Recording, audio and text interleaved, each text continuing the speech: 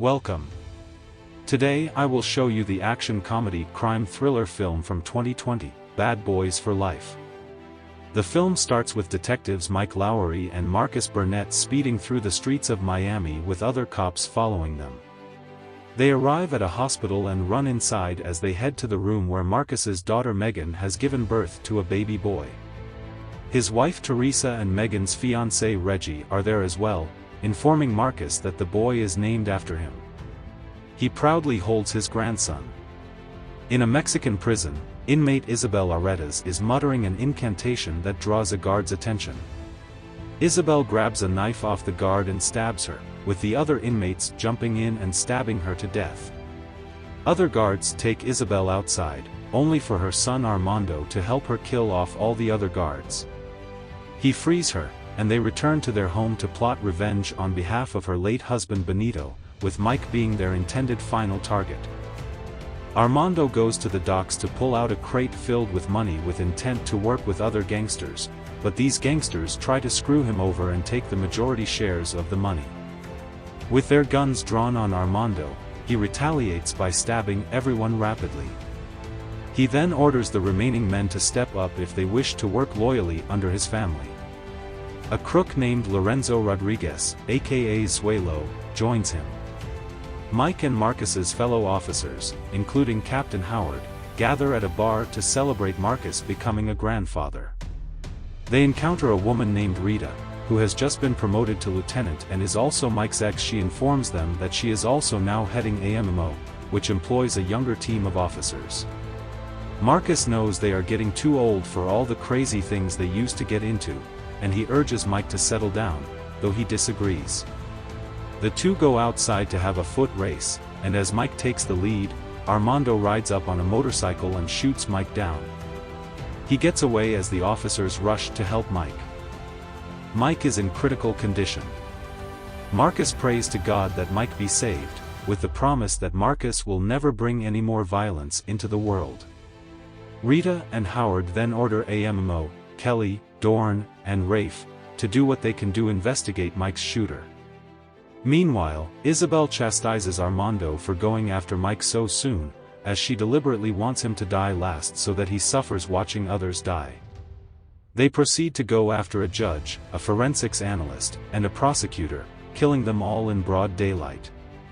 6 months later, Megan and Reggie get married, and Mike has recovered from his injuries.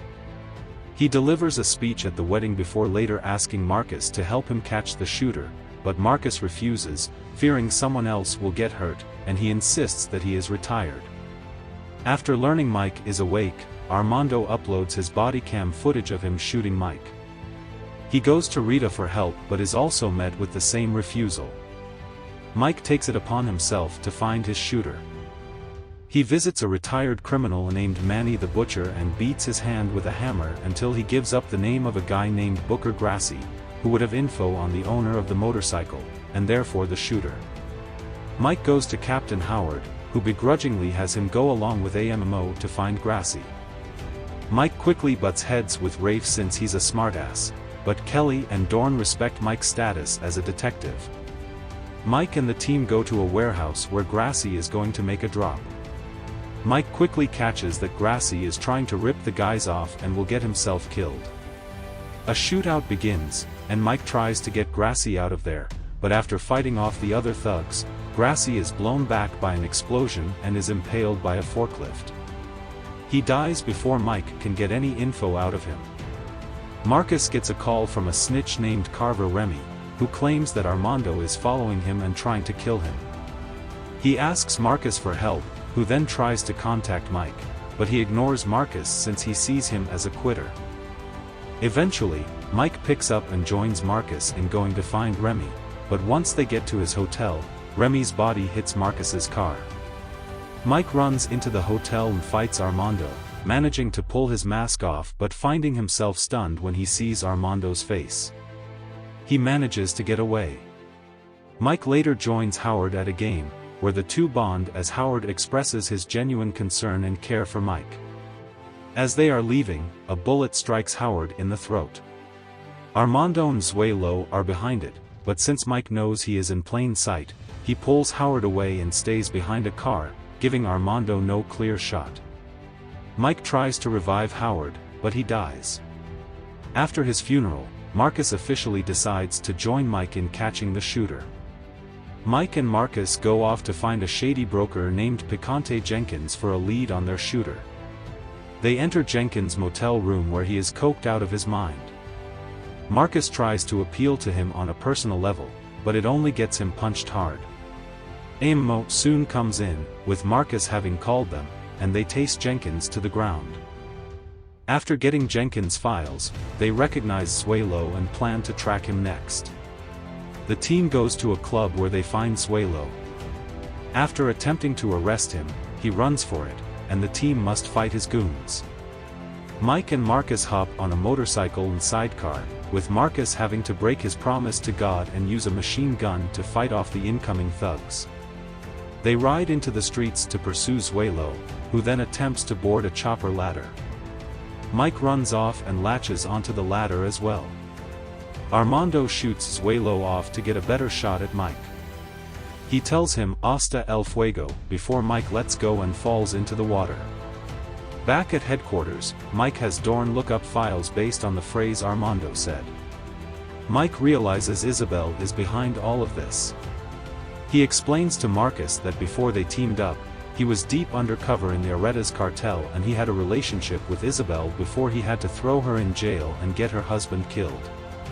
"Hasta el fuego" was a phrase they came up with that was nonsensical but was supposed to mean, together until the flame burns out. She was also heavily into witchery, which gave her the nickname La Bruja. Mike concludes that Armando is his son and that she has been grooming him for revenge, since all the victims were on the same case against the Aretas family. After realizing he knows the truth, Isabel contacts Mike and arranges for him to meet her in Mexico City to end things. The team heads to Mexico for the showdown, with Isabel ordering Mike to meet them in an old palace. They engage in a firefight against Isabel's mercenaries, with the AMO officers proving their skills with guns, as well as physically in Dorn's case. Marcus then shoots down a sniper chopper, causing it to come crashing down to the building and starting a fire. Armando goes to fight Mike, but he decides to confront him as a person and reveal his parentage to Armando. He asks Isabel if it's true, and she admits that it is. She tries to shoot Mike, but Armando steps in the way and takes the bullet in the shoulder. Rita then shoots Isabel off the ledge, sending her plummeting into the flaming wreckage. Marcus almost falls over too, but Armando helps Mike pull him up and get them out of there. Later on, the team is getting along better and they celebrate as Rita has been promoted to become the new captain. Mike and Marcus then bond with baby Marcus, singing the "Bad Boys" song to him. Before the credits roll, Mike visits Armando in prison, offering him a chance to make up for his crimes. Armando appears to be interested. Thank you for watching. Subscribe if you would like to see more videos like this.